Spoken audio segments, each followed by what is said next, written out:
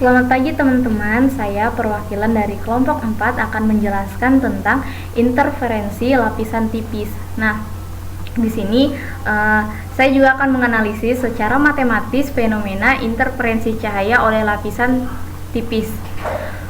Lapisan tipis dengan ketebalan D dan memiliki indeks bias N2 berada di dalam medium dengan indeks bias N1. Medium indeks bias N1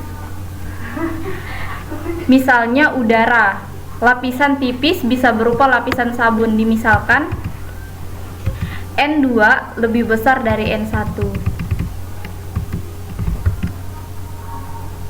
Nah, di sini ada gambar A dan B. Untuk gambar A dan B adalah salah satu contoh interferensi cahaya oleh lapisan sabun, sehingga tampak seperti warna pelangi. Jadi di sini kita bisa lihat interferensi cahaya oleh lapisan sabun itu seperti warna pelangi.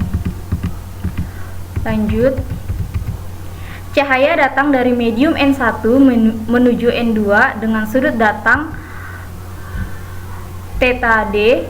Misalkan fase cahaya gelombang tepat saat menyentuh bidang atas dua medium adalah θ varian 0 pada bidang batas dua medium tersebut, sehingga cahaya mengalami pemantulan dan sebagian mengalami pembiasan.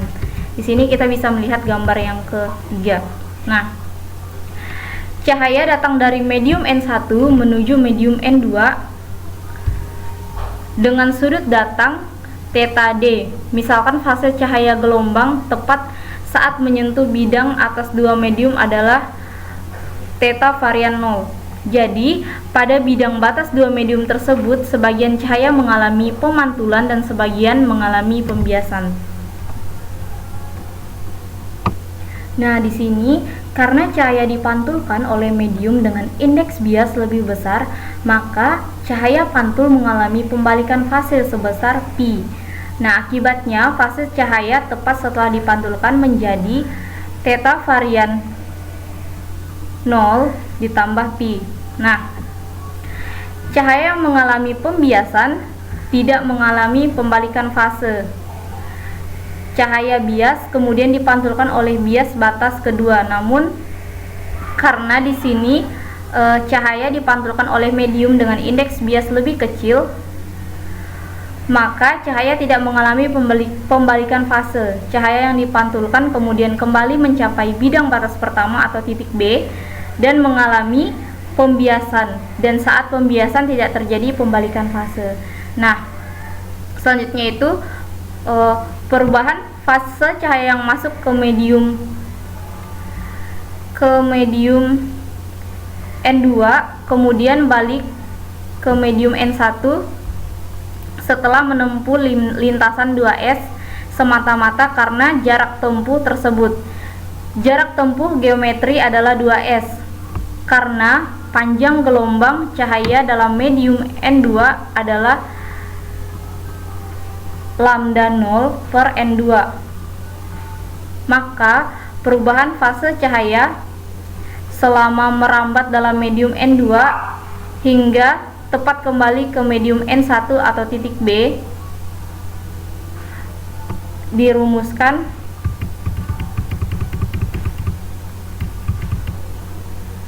seperti ini.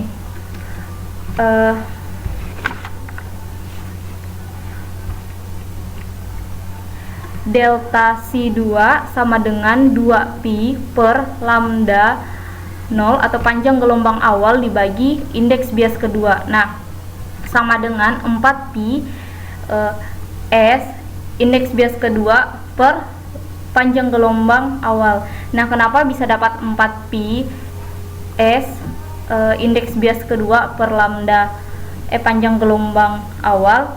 Di sini karena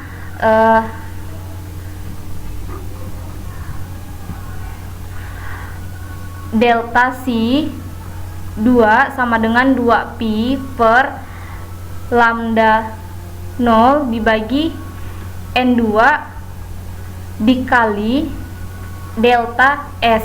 Jadi dikalikan dengan delta S. Delta S nya tadi adalah 2S. Jadi 2pi per lambda 0 dibagi N2 dikali 2S, itu hasilnya 4pi Sn per lambda 0. Nah, kemudian fase cahaya yang dibiaskan dan tepat sampai kembali ke bidang batas pertama atau di titik B itu menjadi C2 sama dengan theta varian 0 ditambah delta C2, jadinya sama dengan delta varian 0 ditambah tadi kan delta C2 itu udah didapat hasilnya, jadi 4pi Sn 2 per lambda 0, jadi tinggal dimasukin. Nah, di sini juga D per S sama dengan cos theta B atau S sama dengan D per cos theta B. Nah, dan fase gelombang kedua saat mencapai titik B itu menjadi C2 sama dengan theta varian 0 ditambah 4pi D indeks bias kedua per panjang gelombang awal cos theta B.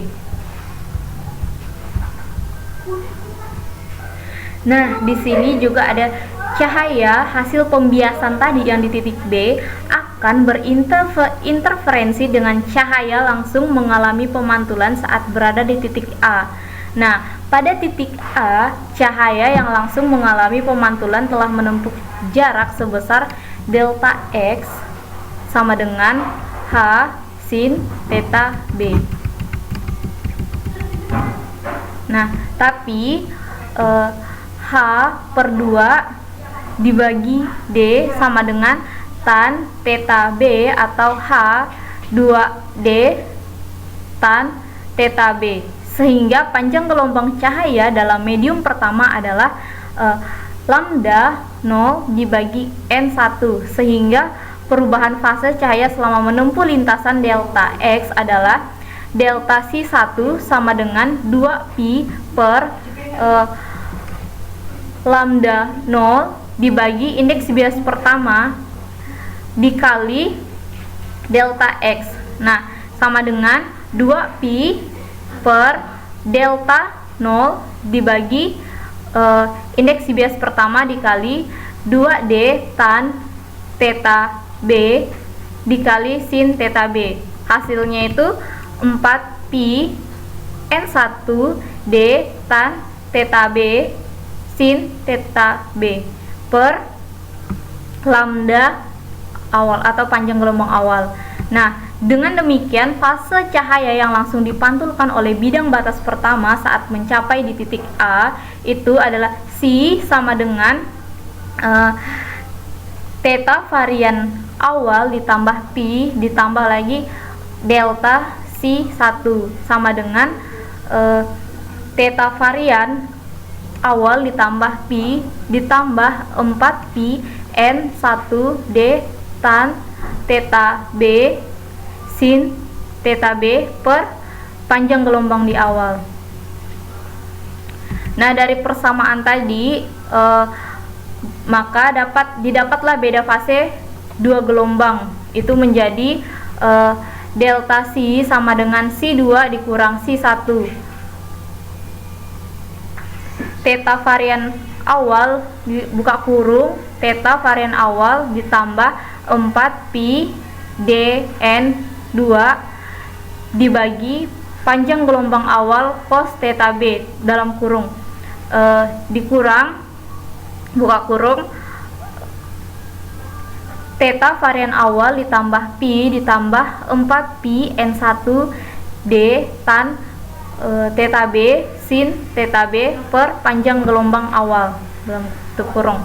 Nah, hasilnya 4pi D indeks bias kedua dibagi panjang gelombang awal cos theta B dalam kurung N2 atau indeks bias kedua dikurang indeks bias pertama sin pangkat 2 theta B dikurang pi.